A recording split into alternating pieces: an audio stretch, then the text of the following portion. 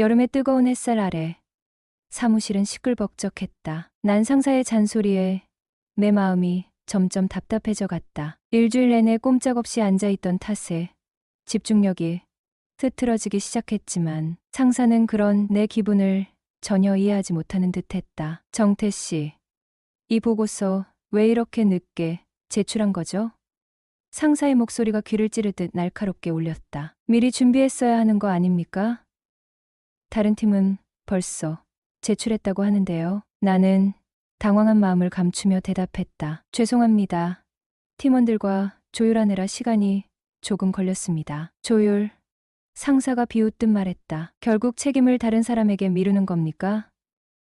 자신의 일은 자신의 몫이라고 생각해 보세요. 내 가슴이 답답해졌다. 상사의 잔소리는 나만의 문제가 아니었는데 왜 내가 모든 비난을 감수해야 하는 걸까? 팀원들이 일이 많아 힘들어하고 있다는 걸 이야기하고 싶었지만 상사는 그런 말에 관심이 없었다. 내 마음 속에는 억울함이 차올랐고 이럴 때마다 느끼는 불만이 더욱 깊어졌다. 그럴 때면 늘 바닷가에 가서 파도를 바라보며 마음을 가라앉히곤 했다. 바다의 끝없는 수평선을 바라보면 이상하게도 내 기분이 풀리는 법이었다. 그래서 나는 차를 몰고 태종대로 향했다. 태종대는 자연의 경관이 뛰어난 곳으로 특히 수평선이 확 트인 모습이 마음을 탁 트이게 해주었다. 차를 주차한 뒤 바위를 향해 걸어가는데 그곳에서 놀라운 광경이 펼쳐졌다. 억수 같은 비 속에서 우산도 없이 난간을 붙잡고 서 있는 한 여인이 있었다. 먼 수평선은 비에 가려 흐릿하게 보였지만 그녀의 존재만큼은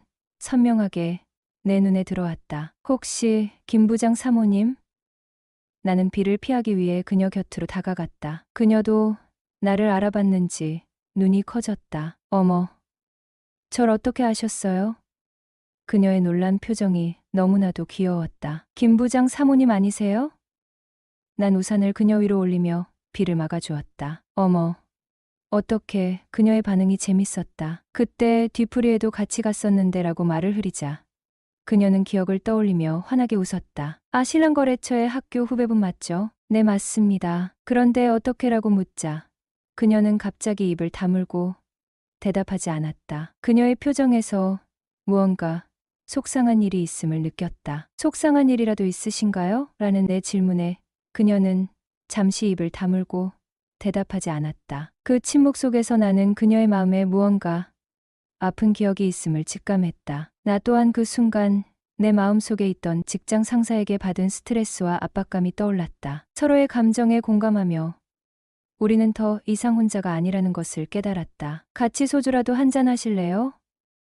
비도 오고 기분도 우울한데 내가 조심스레 제안하자 그녀는 잠시 생각하다가 미소를 지으며 말했다. 술 친구 해주실래요? 그녀의 제안은 어쩌면 우리의 고통을 함께 나누고 싶다는 마음의 표현이었을지도 모른다. 우리는 서로의 상처를 이해해주고 그 속에서 위로를 찾고자 하는 마음이 있었던 것 같다. 비 오는 날의 흐림은 우리의 마음을 자연스럽게 열어주었고 그 결과 서로가 서로에게 끌리는 계기가 되었다. 물론이죠. 제가 부탁드리고 싶은 게 있어요. 가시죠. 우리는 서로의 마음을 이해한 듯 그렇게 함께하기로 했다. 차에 올라탄 그녀에게 타올을 건네자 그녀는 물기를 닦으며 마치 어린 소녀처럼 환하게 웃었다. 비 오는 날의 우울한 기분 속에서도 그 미소는 나를 밝게 만들었다. 서로 어려운 처지에 놓인 사람들끼리의 동정이 어쩌면 이끌림의 시작이었을지도 모른다. 저도 아침부터 직장 상사에게 한 방 오라지게 깨지고 울적했는데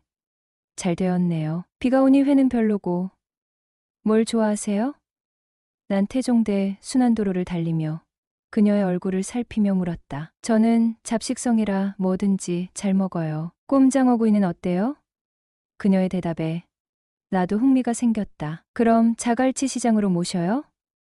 내가 제안하자 그녀는 기분 좋은 듯 웃으며 좋아요 라고 대답했다. 그렇게 우리는 비 오는 날의 묘한 인연을 이어가며 자갈치 시장으로 향했다. 주차를 마친 후 해안가의 포장마차로 들어가자 바닷바람이 얼굴을 스쳤다. 점심시간이었지만 비가 오는 대낮이라 손님은 아무도 없었다. 우리는 여러 번 만난 것처럼 나란히 앉아 꼼장어와 소주를 주문했다. 연탄불 위에서 지글지글 익어가는 봄장어의 향기가 식욕을 자극했다. 오늘처럼 비 오는 날 멋진 누님과 술 한잔하니 술이 술술 들어가네요. 나도 모르게 누님이라는 말이 입에서 튀어나왔다. 누님. 그녀가 웃으며 나를 쳐다보았다. 네, 누님. 나는 확실하고 또박또박하게 말했다. 호호호. 웬일이니? 아침부터 기분이 안 좋더니 이런 동생이 생기려고 그랬나? 그녀의 웃음소리는 마치 비가 그치는 듯한 기분을 주었다. 술잔을 주거니 받거니 하며 우리는 조금씩 마음을 열어갔다. 해가 구름 사이로 얼굴을 내밀고 비도 멈추었다. 시계를 보니 벌써 3시간을 그 포장마차에서 술을 마신 것 같았다. 이제 가야죠, 누님. 나는 일어나서 주머니에서 지갑을 꺼내며 말했다. 이제 비 그쳐서 손님 좀 있겠다 싶었더니 하필이면 대낮부터 음주 단속을 한다고 난리야. 동네 상인들의 말소리가 귀에 들어왔다. 뭐, 음주 단속을 한다고? 포장마차 아줌마가 벌떡 일어나며 말했다. 그래. 오늘 장사 망치게 하려나 봐. 그 순간 내 마음에 불안한 감정이 스쳤다. 동생, 어쩌지? 누님의 얼굴이 흙빛으로 변했다. 누님 먼저 들어가요. 난 쉬었다 갈게요. 아무렇지도 않은 듯 대답하자 그녀가 같이 마셨는데 어떻게 나만 하며 말을 흐렸다. 그럼 대리라도 부르자. 술값은 동생이 냈으니 대리비는 내가 낼게. 아니에요. 어차피 술 마시고 회사에도 못 들어가고 집에 가봐야 할 것도 없는데 잠시 쉬었다 가야겠어요. 전 괜찮으니까 누님 먼저 들어가요. 나는 비에 젖은 자갈치 시장의 길을 무작정 걸었다. 부산이 본토박이는 아니지만 자주 놀러와서 그 근처에 지리는 혼하였다. 일방통행도로를 건너고 골목길에 접어들자 내 예상대로 숙박업소가 눈에 들어왔다. 난 그곳으로 들어갔다. 쉬시다 가는교? 주인 아주머니가 묻자 네 하고 대답했다. 그때서야 누님이 내 뒤를 졸졸 따라온 것을 알았다. 동생. 조용. 그녀가 자신의 입을 손가락으로 가리켰다. 301호예요. 말에 누님이 먼저 3층으로 올라가기 시작하자 나는 마치 자석에 끌린 쇠붙이처럼 그녀의 뒤를 따라 올라갔다. 누님, 지금이라도 안 늦어요. 어서 가세요. 방에 들어서자 나는 말했다. 쉿! 하며 이번에는 내 입을 손가락으로 가리며 말했다. 한동안 냉랭한 기류가 흘렀다. 우리 아무 말 하지 말자. 누님은 내게 그런 말을 했다. 그 순간 누님과 나 사이에는 아무런 말이 필요가 없었다. 그녀는 나보다 10살이 많았고 결혼도 11년 전에 했다고 했다. 남편과는 시댁에서 조금 떨어진 곳에 살고 있었는데 시아버님이 3대 독자라는 이유로 결혼하던 해부터 시어머님이 닥달을 하였고 누님의 부부간 금술도 좋았으나 이상하게 결혼하던 해에 아이를 임신했지만 아들을 바라는 시어머님의 뜻과는 달리 임신이 안 되어 근심으로 나날을 보냈다고 했다. 그날도 아침 식전부터 시어머님이 건너와서는 닥달하였고 남편에게 병원에 가서 검사라도 받아보자고 하였더니 말도 안 되는 소리 작작하고 살림이나 잘 살라는 남편의 반응에 실망이 컸다고 했다. 도저히 집에 있다가는 제 풀에 말라 죽을 기분이 들어서 태종대로 갔고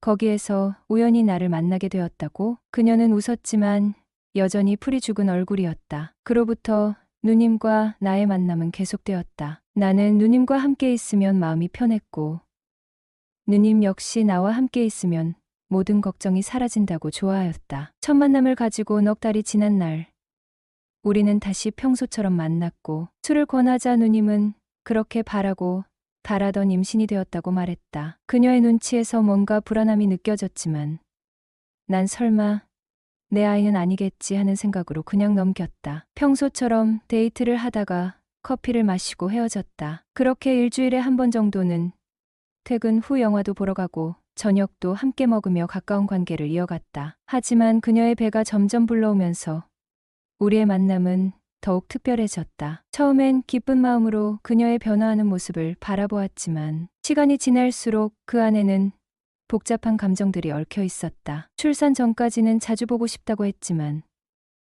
그녀는 출산 이후에는 자연스럽게 멀어질 것이라고 말하는 듯했다. 그 말은 마치 우리 사이의 불안한 예감처럼 느껴졌다. 그녀가 어느 날 말했다. 출산하고 나면 너랑 자주 못 만날 것 같아. 그 말이 내 마음에 씁쓸한 여운을 남겼다. 우리는 이미 이별을 예감하고 있었다. 하지만 그 예감이 더욱 아프게 느껴지는 것은 그녀의 뱃속에 있는 아이가 내 마음을 계속 괴롭혔기 때문이었다. 이 아이가 혹시 내 아이는 아닐까라는 의문이 내 머릿속을